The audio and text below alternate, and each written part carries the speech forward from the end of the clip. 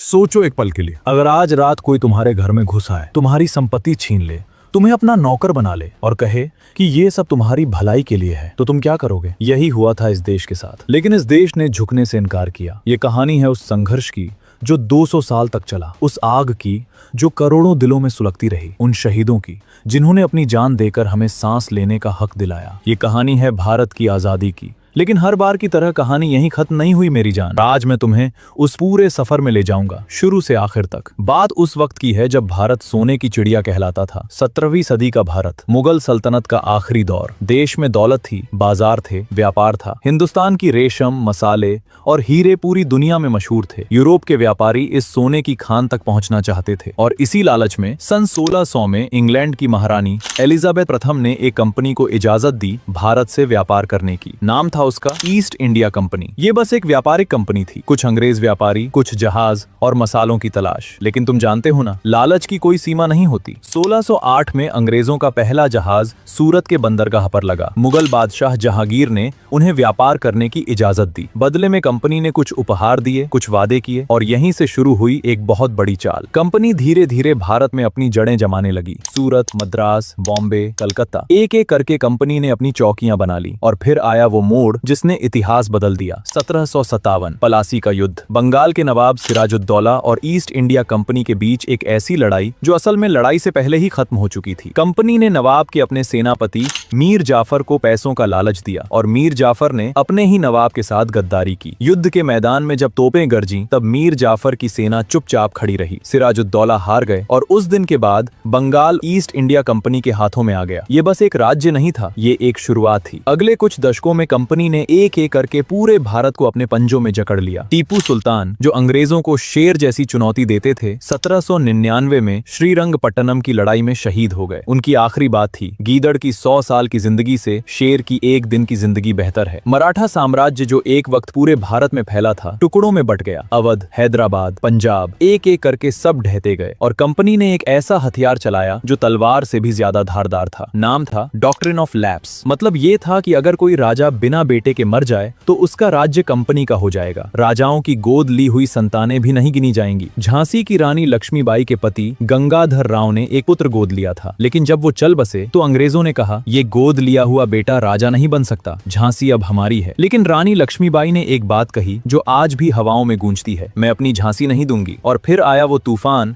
जिसकी चिंगारी एक छोटी सी बात से उठी। 1857 ईस्ट इंडिया कंपनी की फौज में हिंदुस्तानी सिपाही थे। उन्हें नई एनफील्ड राइफलें दी गई थीं और उन राइफलों के कारतूसों पर एक अफवाह फैल गई। कहा जाने लगा कि इन कारतूसों पर गाय और सूअर की चर्बी लगी है। हिंदुओं के लिए गाय पवित्र थी, मुसलमानों के लिए सूअर हराम था और ये खबर आग की तरह फैल गई। मेरठ में 10 मई 1857 को सिपाहियों ने बगावत कर दी। ये बगावत सिर्फ कारतूसों की नहीं थी, ये उन 200 सालों की घुटन का विस्फोट था जो अंदर ही अंदर धधकती रही थी। मंगल पांडे की ललकार, रानी लक्ष्मीबाई की तलवार, बहादुर शाह जफर का आखिरी संघर्ष, सब एक साथ उठ खड़े हुए। दिल्ली, लखनऊ, कानपुर, झांसी, हर तरफ बगावत की लहर दौड़ गई। लेकिन ये क्रांति जितनी तेज उठी, उतनी ही बेरहमी से कुचल दी गई। अंग्रेजों ने कोई रहम नहीं किया। बहादुर शाह जफर को गिरफ्तार कर रंगून भेज दिया गया, जहां वो एक गुमनाम कैदी की तरह मर गए। रानी लक्ष्मीबाई युद्ध करते करते शहीद हो गईं। उनके घोड़े पर बैठी, तलवार हाथ में लिए, अंत तक लड़ती रहीं। 1857 की क्रांति असफल रही, लेकिन इसने एक बीज बो दिया, आजादी का बीज।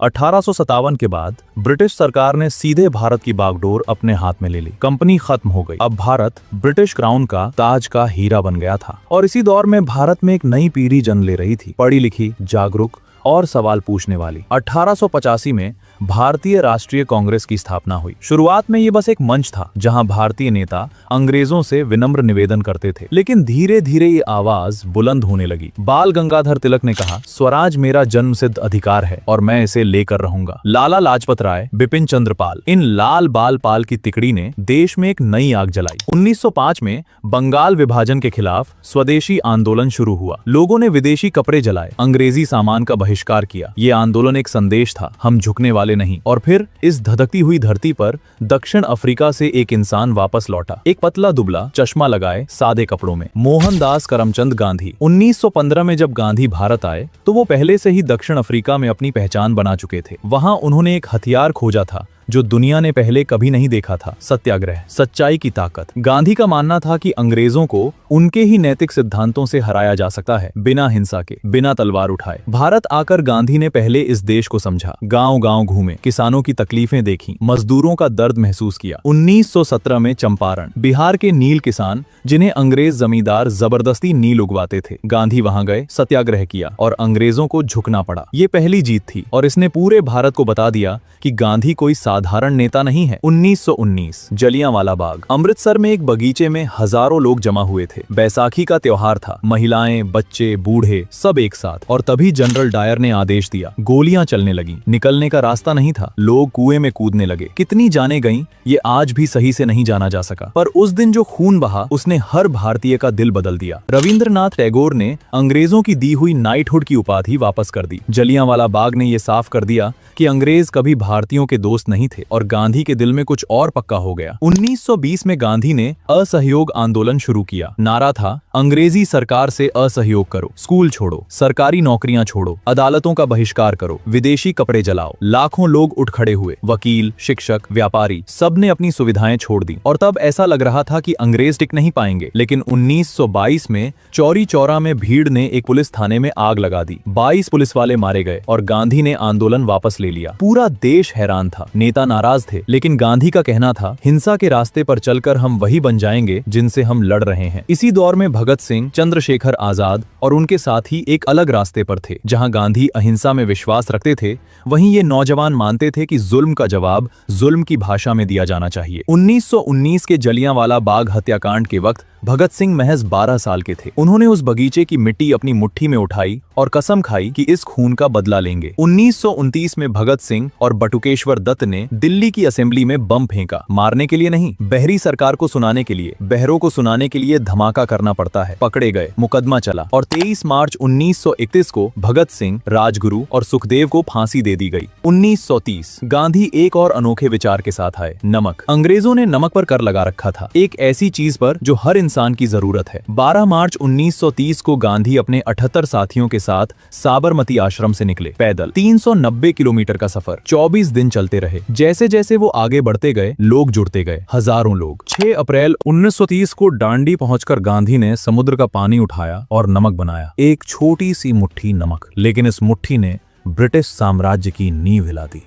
पूरे देश में लोगों ने नमक बनाना शुरू कर दिया। कानून तोड़ा, गिरफ्तारियां दी, लाठियां खाईं, लेकिन पीछे नहीं हटे। दुनिया देख रही थी और पहली बार अंग्रेज सरकार को एहसास हुआ कि ये देश झुकने वाला नहीं। 1939 में दूसरा विश्व युद्ध शुरू हो गया। अंग्रेजों ने बिना पूछे भारत को युद्ध में झोंक दिया। भारतीय सैनिक, भारतीय संसाधन, भारतीय जानें, सब अंग्रेजों की लड़ाई में। कांग्रेस ने विरोध किया, सब प्रांतीय सरकारें इस्तीफा दे दिया और तभी नेताजी सुभाष चंद्र बोस ने एक और रास्ता चुना। नेताजी मानते थे कि अंग्रेजों को भारत से खदेड़ने के लिए हथियार जरूरी है। 1943 में उन्होंने आजाद हिंद फौज को नई जान दी। सिंगापुर में खड़े होकर उन्होंने वो नारा दिया जो आज भी दिल में धड़कता है, तुम मुझे खून दो, मैं तुम्हें आजादी दूंगा। लाखों भारतीयों ने उनकी फौज में भर्ती होने की कोशिश की, महिलाएं भी। झांसी रेजिमेंट के नाम से आजाद हिंद फौज ने इम्फाल और कोहिमा तक अंग्रेजों को ललकारा। 1945 में नेताजी का विमान दुर्घटना में गिर गया। आज भी उनकी मृत्यु एक रहस्य है, लेकिन जो वो कर गए वो इतिहास में अमर है। 1942 भारत छोड़ो। 8 अगस्त 1942 को गांधी ने एक ऐसी बात कही जिसने पूरी दुनिया को चौंका दिया, करो या मरो। ये महज एक नारा नहीं था, ये एक ऐलान था। अंग्रेजों को अब तुरंत भारत छोड़ना होगा। अगले ही दिन सुबह अंग्रेजों ने गांधी सहित हजारों नेताओं को गिरफ्तार कर लिया, लेकिन इस बार कोई नेता नहीं था। फिर भी लोग उठ खड़े हुए। आम जनता, किसान, मजदूर, छात्र। रेलवे पटरियां उखाड़ी गईं, तार काटे गए, सरकारी दफ्तर बंद हो गए। अंग्रेजों ने दमन किया, लाखों लोग जेल में ठूंसे गए, हजारों मारे गए, लेकिन आग बुझ नहीं पाई। दूसरा विश्व युद्ध खत्म हुआ और उस युद्ध ने ब्रिटेन को तोड़ दिया था, आर्थिक रूप से, नैतिक रूप से। भारत पर अब और राज करना ब्रिटेन के लिए संभव नहीं था। 1946 में ब्रिटिश सरकार ने माना भारत को आजादी देनी होगी, लेकिन तब शुरू हुई एक और कहानी जो बहुत दर्दनाक थी, विभाजन। मुस्लिम लीग के नेता मोहम्मद अली जिन्ना और कांग्रेस के नेताओं के बीच सत्ता की खींचतान। आखिरकार तय हुआ, भारत 2 देशों में बटेगा, भारत और पाकिस्तान। 14 से 15 अगस्त 1947 की रात, जब पूरे देश में जश्न था, गांधी दिल्ली में नहीं थे, वो बंगाल में थे, जहां हिंदू मुस्लिम दंगों में खून बह रहा था। वो अकेले उस आग को बुझाने की कोशिश कर रहे थे और लाखों लोग थे जो एक तरफ से दूसरी तरफ जा रहे थे, अपना घर छोड़कर, अपनी जमीन छोड़कर। छोड़कर। विभाजन की वो रात आजादी के जश्न के साथ साथ करोड़ों लोगों के लिए एक कभी न भूलने वाला जख्म भी लाई। 15 अगस्त 1947 दिल्ली के लाल किले पर लहराया तिरंगा। जवाहरलाल नेहरू ने वो भाषण दिया